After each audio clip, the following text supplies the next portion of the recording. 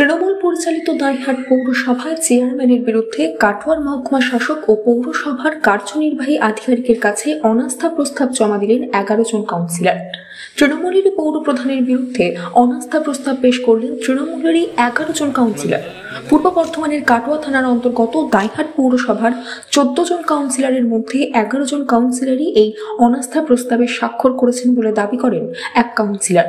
তিনি বলেন, জনগণ আমাদের ভোট দিয়েছে, তাই ওদের স্বার্থের জন্যই আমরা অনাস্থা দিয়েছি, তাই আমরা ওদের স্বার্থের জন্যই আমরা অনাস্থা আনলাম। কাজ করতে পারছি না। হ্যাঁ, তাই আমরা চাই যে দাইহাটবাসী ইয়ের জন্য, উন্নয়নের জন্যই আমরা এই অনাস্থাটা ডেকেছি। আমরা 11 জনাই সহমত আছি এতে। সুমিত্রা সাহা, 12 নম্বর ওয়ার্ড। আমরা দীর্ঘ 1 বছর ধরে আমরা চেয়ারম্যানকে সাথে নিয়ে চলতে পারিনি। এবার আমাদের ভুল না চেয়ারম্যানের ভুল, এটা আমরা অনেকবার বোঝাপড়া করেছি যে আমাদের কিছু ফল্ট আছে কিনা কিংবা চেয়ারম্যানের। তা দীর্ঘদিন 1 বছর অপেক্ষার পর আমরা আর পেরে উঠলাম না, যার জন্যই আমাদের স্বার্থ নয়, আমাদের দাইহাটের উন্নয়নের স্বার্থে আমরা সবাই সহমত হয়েই এই অনাস্থাটা আমরা 11 জন একমত হয়ে এই অনাস্থাটাই নেমেছি।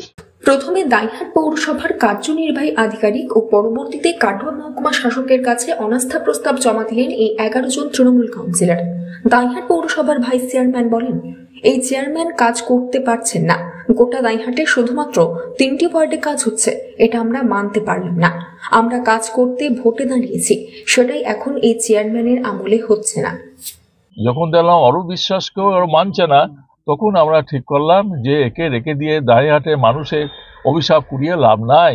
দাইহাট মানুষ আমাদেরকে গালিগালাজ করছে এবং উনি চলে গেলে 2 হাত তুলে আশীর্বাদ করবে। সেই জন্য ওনাকে আমরা সবাই মিলে, আমার এই 11 জন কাউন্সিলর মিলে আজকে ওনার বিরুদ্ধে অনাস্থা নিয়ে এসেছি এবং সেই অনাস্থা এখানে এক্সিকিউটিভ অফিসারকে জমা দিয়েছি, কাটোয়া এসডিওকে জমা দিয়ে এলাম। যত তাড়াতাড়ি আস্থা ভোট আসে ততই মঙ্গল দাইহাটবাসীকে মুক্তি দেওয়ার জন্য আমরা এই অনাস্থায় এনেছি। দাইহাট পৌরসভার চেয়ারম্যান প্রদীপ কুমার রায় বলেন, গোটা দাইহাট পৌরসভার মধ্যে ওনাদের ওয়ার্ডেও কাজ হচ্ছে। ওনারা অন্য কোনো দাবি করলে আমি হয়তো সেটা মেনে নিতাম, কিন্তু উন্নয়ন হচ্ছে না এটা বললে আমি মানব না। আমি শুনেছি যে অনাস্থাপত্র পেশ করা হয়েছে, তবে এখনো হাতে পাইনি। ওনারা অনাস্থাপত্র জমা দিয়েছেন আমার এক্সিকিউটিভ অফিসারের কাছে, আমি এখনো হাতে পাইনি। এবং এটাও শুনলাম যে ওনারা আমাদের এসডিও ম্যাডামের কাছেও কাগজটা জমা দিয়েছেন, দাবিপত্র। ঠিকই আছে, ওনারা যেটা বলেছেন যে আমি ওনাদের সঙ্গে অসহযোগিতা করি। গতকালও একজন কাউন্সিলরের সঙ্গে আমার সামনাসামনি দাঁড়িয়ে কথা হলো। উনি আমাকে বাড়িতে যেতে বললেন। আমি বললাম এখন আমি বাড়িতে যেতে পারবো না, আমি এখন ওয়ার্ডে ঘুরছি। বললো ঠিক আছে, পরে আপনার সঙ্গে কথা বলবো। তা এতে যদি প্রমাণ হয় যে আমি অসহযোগিতা করি, তাহলে দল যেটা বিবেচনা করবে, যে দল যা বলবে আমি তাই মেনে নেব। আমি এখানে কাজ করিনি, ওনারা যেটা বলেছেন তারা করে তদন্ত করে দেখবেন, অন্য লোক পাঠাবেন, দেখবেন যে কোন ওয়ার্ডে কত বেশি কাজ হয়েছে সেগুলো দেখবেন। 1 থেকে 14 নম্বর ওয়ার্ড পর্যন্ত সব জায়গাতেই কাজ হয়েছে এবং সেগুলো বেশিরভাগই বেশি টাকার কাজ হয়েছে, সেটাও দল দেখবে।